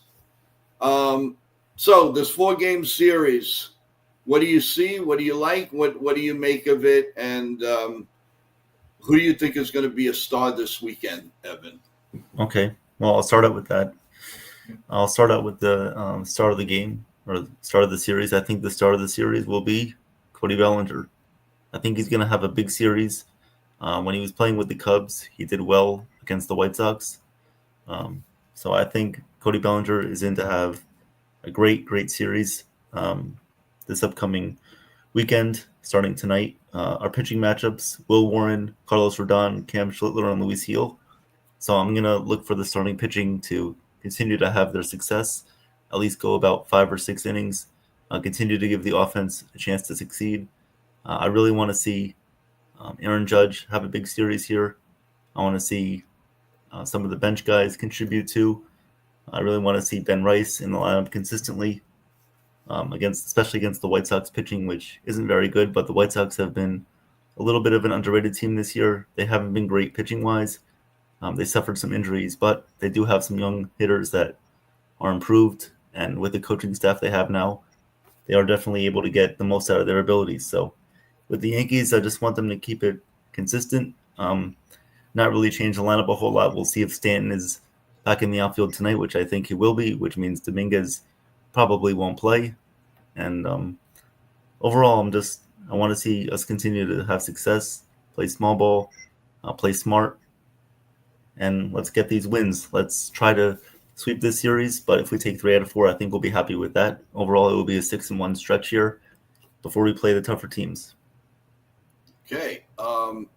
What about the journey of the other teams now? The Red Sox, the Blue Jays, the Mariners. What do you see from there? Do you think there's going to be a little drop?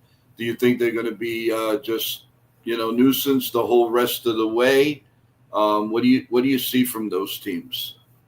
Well, what I really see from the Red Sox and the Blue Jays is consistency, playing their young players, letting them grow and develop.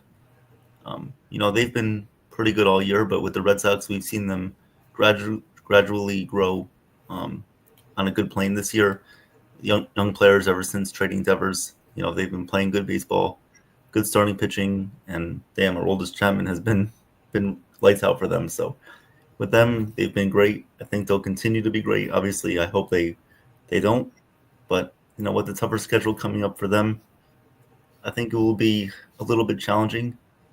They just have to stay healthy. If they get into the playoffs, I think they can make a run, possibly. With the Blue Jays, I see the same thing. They're developing young players. They let them grow throughout the season. They have pretty good starting pitching. They have a better bullpen than they did in the past. And with the Mariners, really quickly, I think they're a good established team. Ever since trading for Suarez, they've been a lot better. Their pitching staff, we know what they can do. They can go on a run with their pitching and their bullpen. And, Kyle Raleigh is carrying that offense. We'll see how he does in the playoffs because, we saw with Judge when he hit 62 home runs. But overall, the Mariners, good team. Blue Jays, good team. Red Sox, good team. It's going to be tough. Well, excellent. A good observation. And again, the game we're going to be calling on Saturday. We're looking forward to that. If anything else comes up, guys, that we could physically do, we will let you know. So now today, guys, I just want to let you know we're going to come on at 2:00 with Sean Chacon, who pitched for the Yankees around the 2005-4 era. And also, because we're going on at 2, so we're going to have that interview, talk a little bit about it, but then there will be no pregame show because, it just be overlapping too much. Do have some things to work on the show that I need time to do. And then we'll come back. First, you'll go to Ken, the Ugly Truth, who's going to do the play-by-play tonight. I believe he has an open panel today. It is Thursday. I'm not sure if he's on listening. If he is, he could let us know. But usually it's around 10:30, sometimes a little bit later. So check out Ken the Ugly Truth's whatever he puts out. He could have an open panel today after we go off too, and you'll enjoy that. He lets you go on and talk New York Yankee baseball. And then right after Ken's play-by-play tonight, everyone, we come right back to NY Yankee Mania, and we will talk about the game's events. Hopefully, we're still in a happy mood.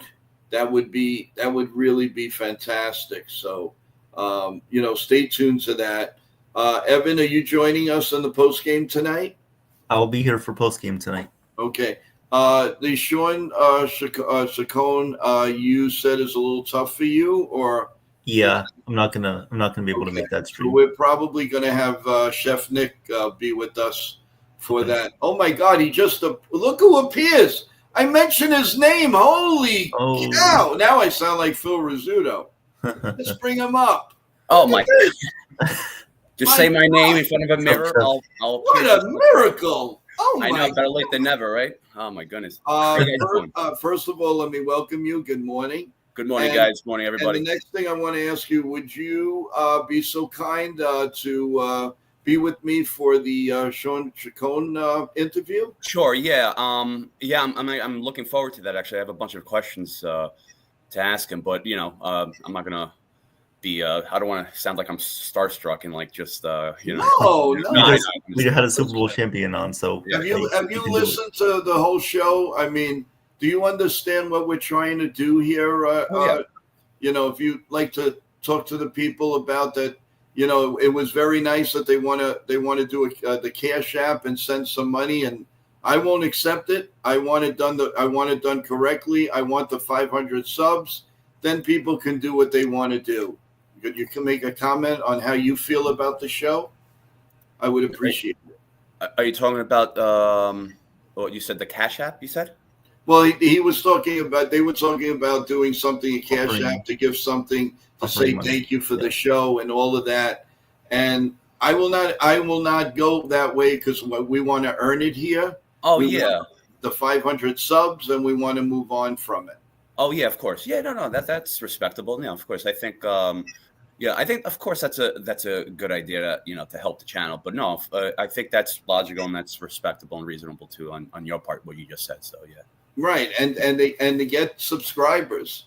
And one of the people in the chat said, "Can you explain that some people want to subscribe, but they think they have to pay, and they don't?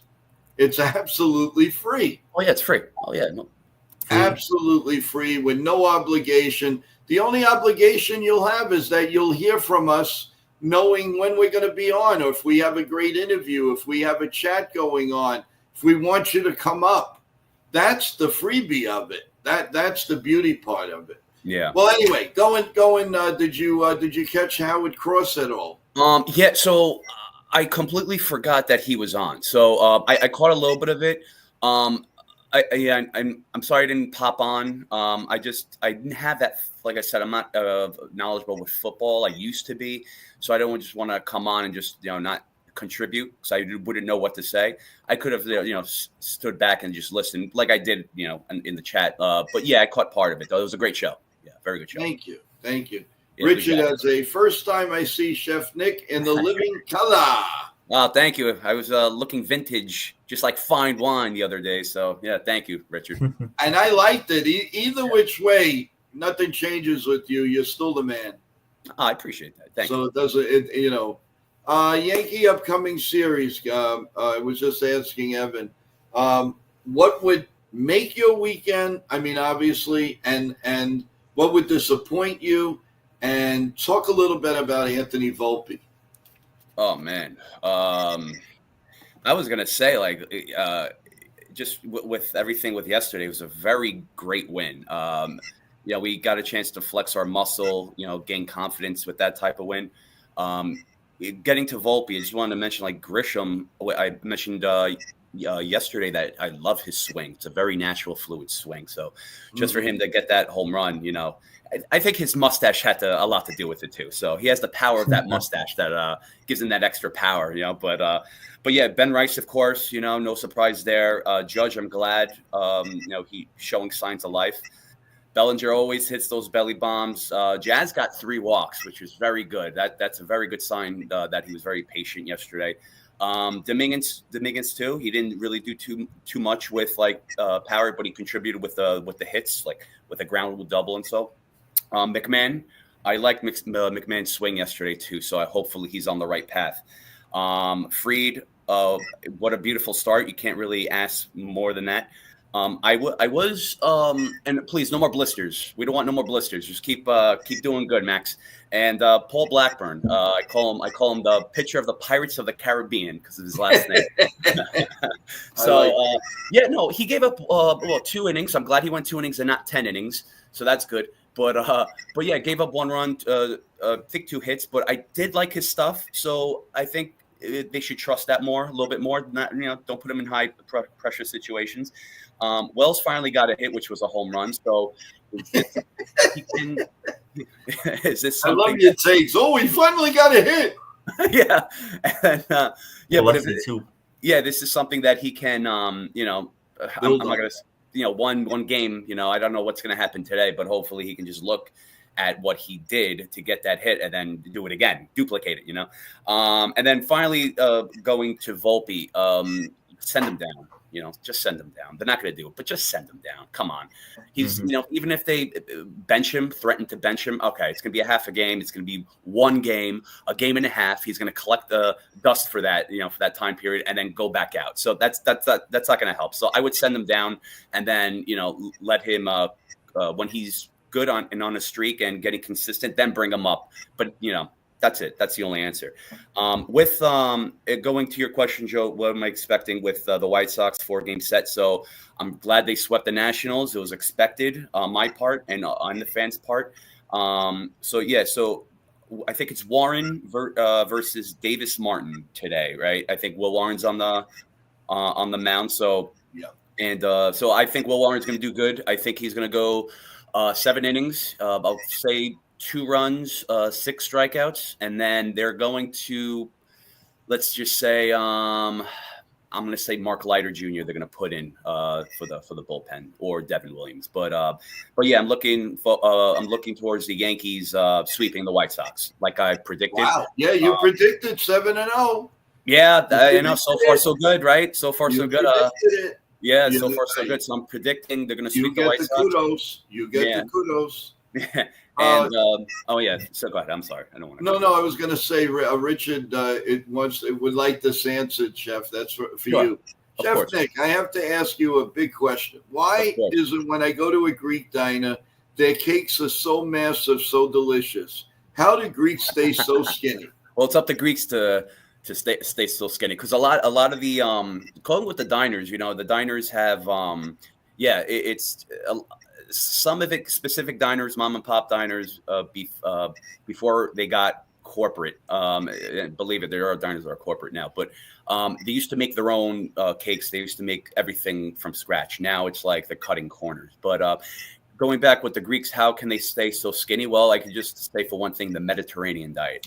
That's always worked. Always worked. It's a Mediterranean diet. You got to help me with that, Nick. Absolutely. Yeah, I'm on the Mediterranean diet. I have my own training workout program that goes with that. So again, like I think the first time I was ever on, I said like what works for me won't work for the next person. So to his own. But of course, it's proven that the Mediterranean diet, which consists of like pure extra virgin olive oil, a lot of fish and stuff like that, that's very beneficial for the heart, beneficial from head to toe. So that's why, Richard. So it's us Greeks, it's up to us to look that way. We got to put in the work too. So, well, the doctor with keeping the gout away says that wants me to start the that diet, Mediterranean diet, and I'm looking forward to doing that. So if I can get some type of work, a sheet, something to go by, I would love to do it. I really do, because I want to get,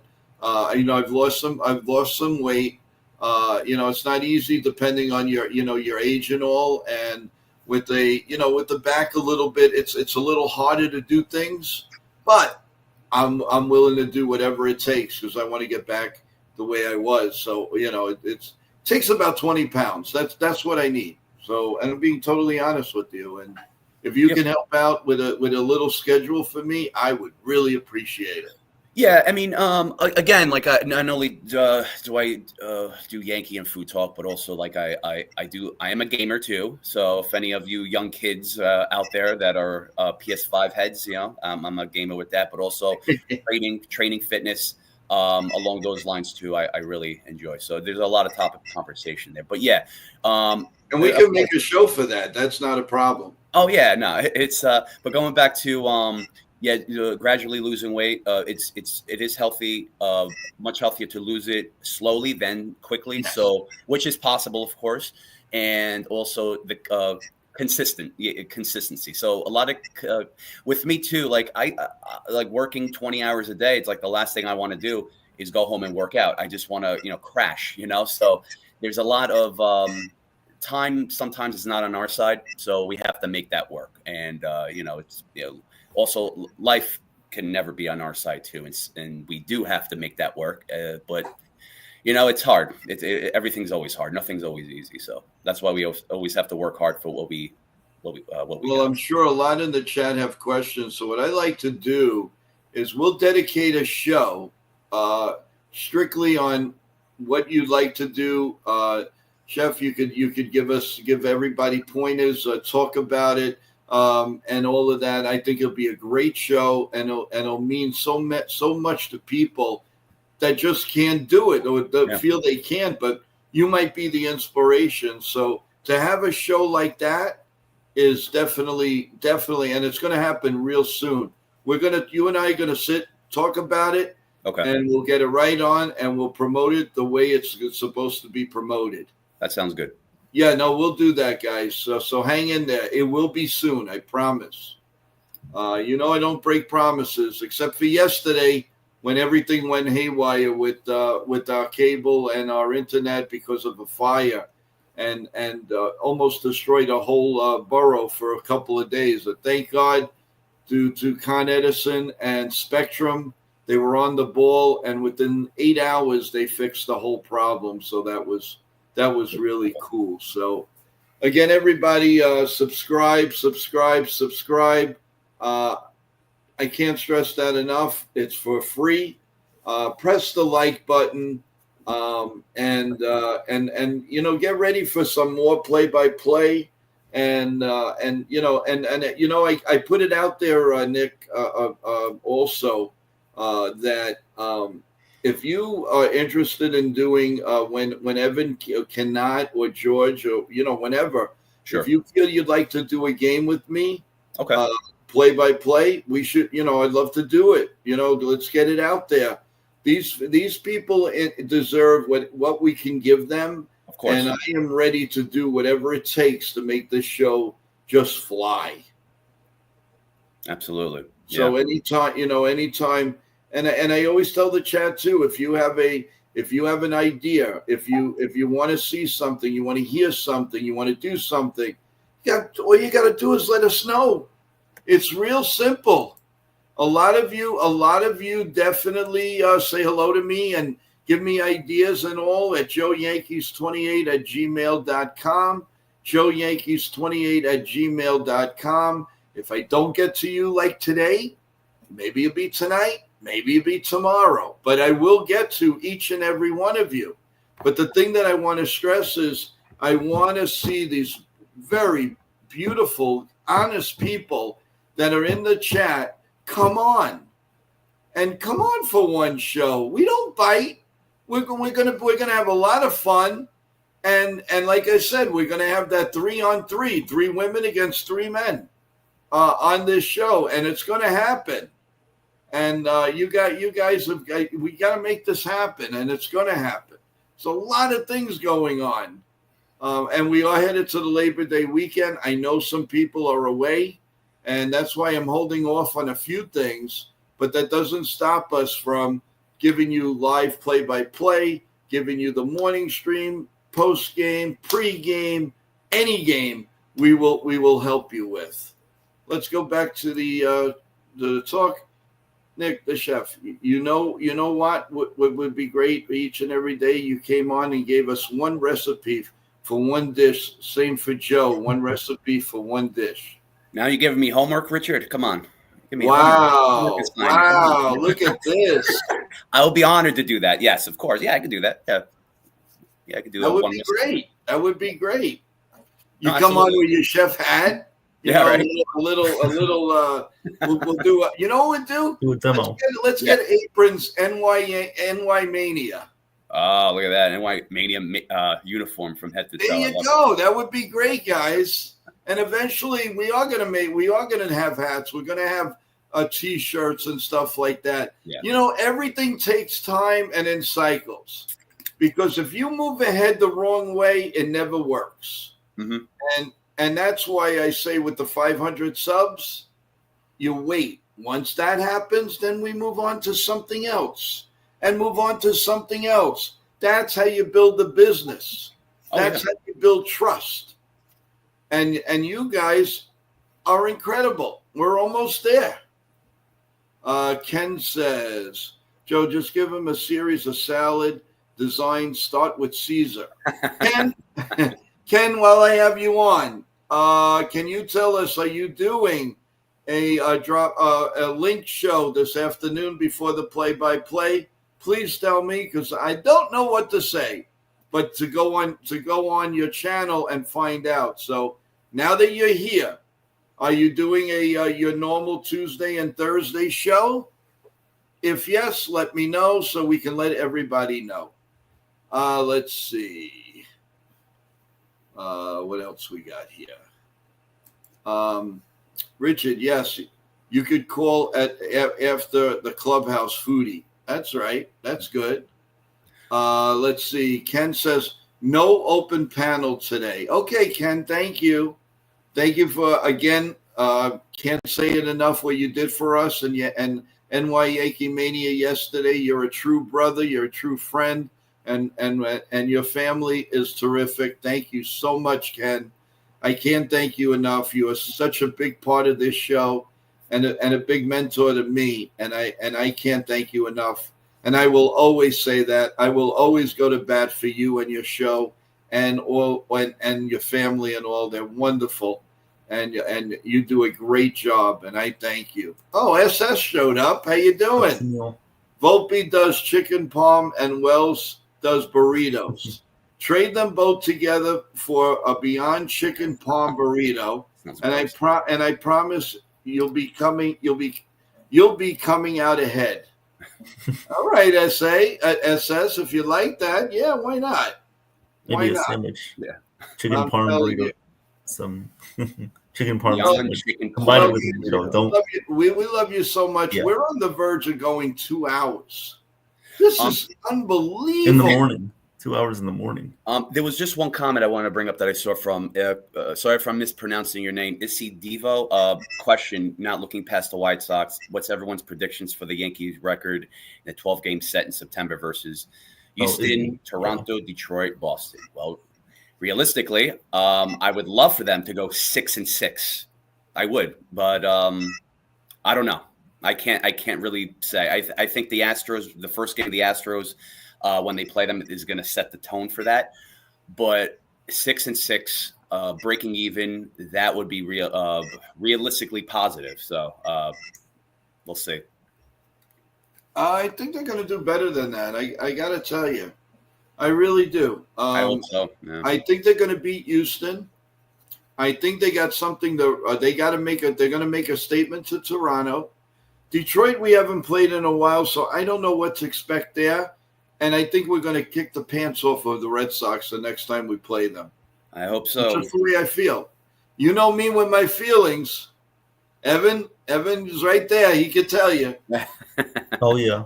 No, Joe's right on the money when it comes to it. But yeah, last time we played Detroit, I think it was snowing there.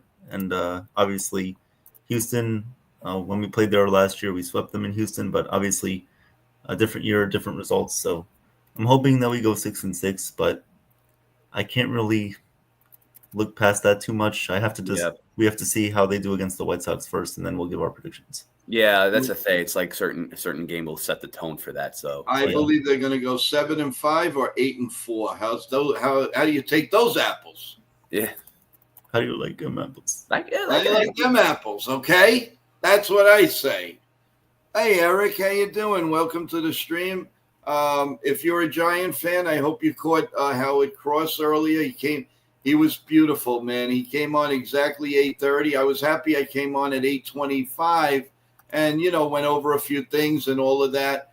Remember, Yankee fans, 2:00, we're going to be back on for a special NY Yankee Mania show. Myself and Chef Nick, we're going to be interviewing Sean Chacon, who was a Yankee pitcher around 2004 and 5. And he was a really good pitcher, and he was very well known as a Colorado Rocky also. Let's bring him some love and have your questions ready. After that, we'll talk a little bit pregame, but we're not going to be back at 4 because there's so much going on. So we will be back then for the postgame show immediately following Ken's wonderful broadcast of the Yankee White Sox game. So I can't tell you the time because we're looking 7:40. So you figure about 10:30. I'm going to put the link out for 10:30. It might be a little bit earlier. It might be a little bit later. But and I know that we would go in. I would go into Ken, and Ken would be so kind to say, "Hey, after this, the broadcast will come on so and so time." So keep in touch with Ken. Keep in touch with us, and we really appreciate it, guys. Some final thoughts before we go to the 2:00 show in a little while. Evan, go ahead. Yeah, great show this morning. Great being on with Howard Cross. Thank you guys for the questions, the comments. And as far as the Yankees go, just have to hope they keep playing well. And let's hopefully sweep the White Sox. I think 3 out of 4, but the ceiling is definitely there for a sweep. Keep playing consistent. And that's really it. Go Yankees. All right. Well, and also your play-by-play. Play-by-play. Yes, Saturday. we'll do Saturday play-by-play between the Brewers and the Blue Jays. Yeah, look for it on Twitter. Look for it on X. Look at it all over the place, everyone. You will see the link. You will see a lot of things. Just come on, 2 seconds, subscribe, press the like button, and then go back to what you're doing. I want to see that 40% that watch us all the time come down. Please. Sorry about that. Go ahead, Chef. You go. Yes, good points, Evan. Yeah, definitely. Yeah, I think I don't know why I just keep jumping ahead of the White Sox, but I think because it's just that series itself, all those series itself is going to be really important. But they need to keep being consistent. Yes, I saw a comment saying it all depends on the lineup too. Absolutely. So you have 4 games with the White Sox. I think they're going to sweep them. I think they'll get their confidence back, and then they can use that as a stepping stone to start with the Astros. So I think with those series, the Astros, the Tigers, the Red Sox, and the Jays, they need to treat that like a playoff series. I think, like I mentioned yesterday too, they need to start playing chess, not checkers. They need to be more strategic, not do too much, not go for the long ball. Again, I hate this word, but it's always been used, small ball. They need to play smart. They need, but aggressive as well. But when I say play chess and not checkers, because other teams play chess with us and then we lose because they expose our weaknesses, and then they play the small ball. Like I said, they play smarter. So they need to treat those series like a playoff series. They need to screw their heads on tight, get their minds together. Volpe, send him down. No more chances. Send him down. It's time. So I know you can't play Cab every day, but you just it's too much. It's just too precious right now and too fragile of this going into September where it's like you can't afford to lose games from errors, from base running mistakes, anything like that. So again, they need to clean up their mess, and then just move forward. So we have a new right here, right at the end here. We have BBQ. How you doing? Volpe Respector. How you doing, man? Talk to us about Volpe. We'll give you a minute or two to give a comment because I know you just came on. I appreciate it. Hopefully you subscribe. I appreciate that. Press the like button. And if you're a Yankee fan, come back for 2 p.m. as we do a special show with ex-Yankee Sean Chacon. He was a pitcher. He did very well for the Yankees. He started, he relieved, and he is the current manager of the Trenton Thunder right now, Trenton Thunder's team. So a lot to ask him. We're going to ask him a lot between what's in his league and major leagues, and we'll ask him. Have your questions ready, everyone. We'll try to get to each and every one of them for Sean. So please do that. And, just basically everyone, thank you for being here as always. Guys, are you done, or do you have any other thing you want to say? Absolutely. To Sunil, your comment. Yeah, the rest Volpe, send him down and play Caballero at shortstop every day. Yeah, that would be great. I just don't know with Caballero too how he handles every day. So that's the thing. So I don't. But no, that'd be great. That's something that's I would love for that to happen. But again, with the Yankees, they don't. When they play everyone every day, they handle that really bad because then it's like you overwork them. You run him to the ground, and then now he's on the IL. So, but yeah, no, of course, that's realistic. Yes, and BBQ, thank you for subscribing, and thank you for reminding me. And Ken, the same thing.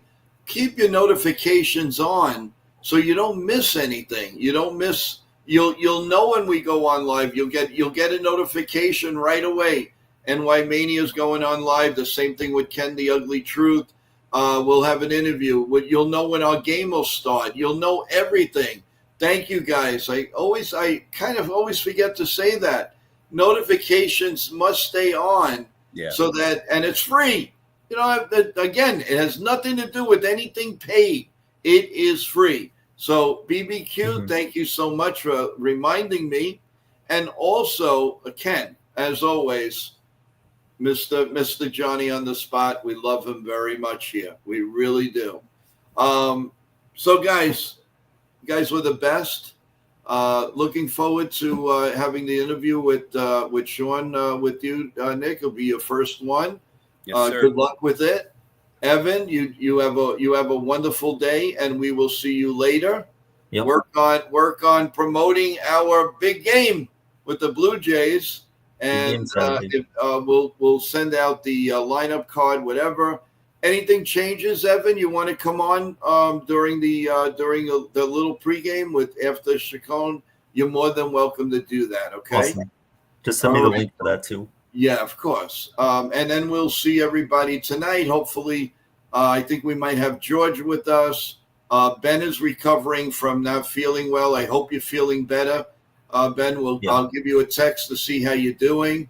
And everybody stay well. Enjoy this Labor Day weekend as we approach it. Have a great Thursday, everyone. And we'll see you at 2 p.m. 2 p.m. Get your questions ready for a really good ex-Yankee pitcher. We love you guys. God bless you all. God bless America. Let's go Yankees. Let's continue and subscribe. Let's go Yankee Mania. Have a great day. Peace.